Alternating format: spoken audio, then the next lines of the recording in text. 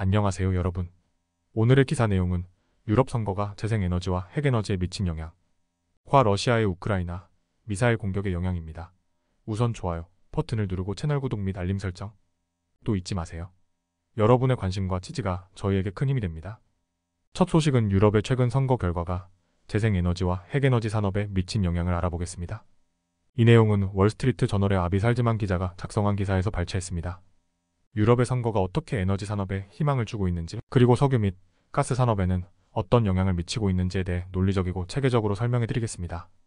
영국에서 노동당이 대승을 거두며 재생에너지와 핵에너지에 대한 기대감이 높아졌습니다. 노동당은 2030년까지 육상 풍력을 2배로, 태양광 발전을 3배로, 해상 풍력을 4배로 늘리겠다는 계획을 발표했습니다. 이는 영국을 깨끗한 에너지 강국으로 만들겠다는 목표를 내세운 것입니다.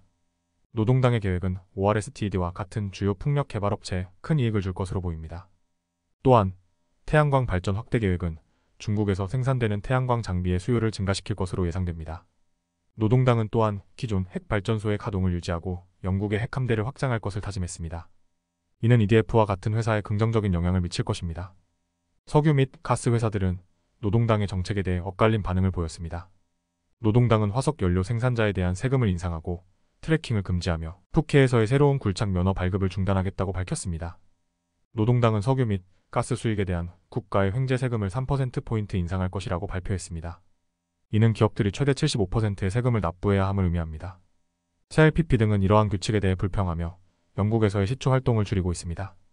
그러나 이들 기업은 여전히 영국에서 상당한 사업을 유지하고 있습니다.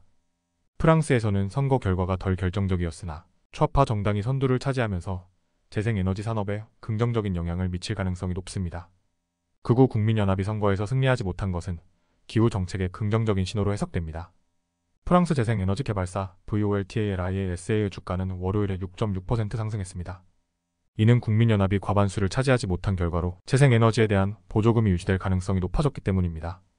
현 대통령 에마뉘엘 마크롱은 핵에너지 확대를 지지하고 있으나 일부 좌파 정당은 이에 반대하고 있어 프랑스의 에너지 정책이 향후 1년간 불투명할 수 있습니다. 최근 유럽의 선거는 재생에너지와 핵에너지 산업에 새로운 희망을 주었지만 석유 및 가스 산업에는 도전 과제를 안겨주고 있습니다. 영국과 프랑스의 선거 결과는 각기 다른 방식으로 에너지 정책에 영향을 미치고 있으며 이는 향후 몇 년간 유럽의 에너지 산업 지형을 변화시킬 것입니다. 두 번째 소식은 월스트리트 저널의 기사 내용을 바탕으로 러시아 미사일 공격으로 인한 우크라이나의 상황에 대해 이야기해 보겠습니다. 이 내용은 이안 러벡과 분우아 포콩 기자가 작성한 기사에서 발췌한 것입니다. 지금부터 러시아의 미사일 공격이 우크라이나에 어떤 영향을 미쳤는지 논리적이고 체계적으로 설명해 드리겠습니다. 러시아는 월요일 아침 우크라이나 전역을 대상으로 수개월 만에 가장 큰 규모의 미사일 공격을 감행했습니다. 이번 공격으로 키우의 오마트디트 어린이 병원이 큰 피해를 입었습니다. 어린이 병원의 투석 병동이 공격을 받아 최소 2명이 사망했으며 더 많은 사람들이 잔해 아래에 갇혀 있을 것으로 우려됩니다. 구조대원들은 오후까지 생존자를 수색했습니다. 전체적으로 최소 33명이 사망하고 100명 이상이 부상당했습니다. 이번 공격은 우크라이나의 5개 주요 도시를 포함하여 40발 이상의 미사일이 발사되었습니다. 키우의 어린이 병원 외에도 여러 도시의 시설이 공격받았습니다. 바이든 대통령은 이번 공격을 러시아의 잔혹함을 끔찍하게 상기시키는 일이라고 비판하며 세계가 우크라이나와 계속 함께 해야 한다고 강조했습니다. 이 공격은 우크라이나 지원이 주요 이슈가 될 워싱턴에서 열리는 북대서양 조약 기구 정상회담 전날에 발생했습니다. 나토는 우크라이나에 연간 400억 달러의 군사 지원을 제공할 계획입니다. 하지만 우크라이나의 나토 가입은 제공되지 않을 것입니다. 바이든 대통령은 세계가 러시아의 침략을 무시하지 않고 우크라이나와 함께해야 한다고 강조했습니다. 우크라이나는 즉각적인 대응과 구조 활동을 시작했습니다. 자원봉사자들과 구조대원들이 생존자를 찾기 위해 필사적으로 잔해를 수색했습니다. 병원의 환자들은 다른 병원으로 후송되었습니다.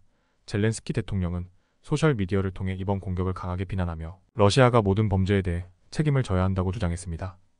우크라이나는 방공망 부족과 서방의 지원으로 어려움을 겪고 있습니다. 유럽 전역에서 우익 정치 세력의 급증과 도널드 트럼프 전 대통령의 복귀 가능성은 우크라이나에 대한 서방의 지원이 줄어들 수 있다는 우려를 낳고 있습니다. 헝가리의 빅토르 오르반 총리는 키이우와 모스크바를 모두 방문하며 평화협정 옵션을 모색하고 있지만 헝가리는 나토와 EU의 우크라이나 지원을 자주 지연시키거나 약화시켰습니다. 이번 러시아의 미사일 공격은 우크라이나 전역에 큰 피해를 입히고 국제사회에 충격을 주었습니다. 우크라이나는 이러한 공격 속에서도 구조활동을 이어가고 있으며 국제사회의 지원이 절실히 필요합니다.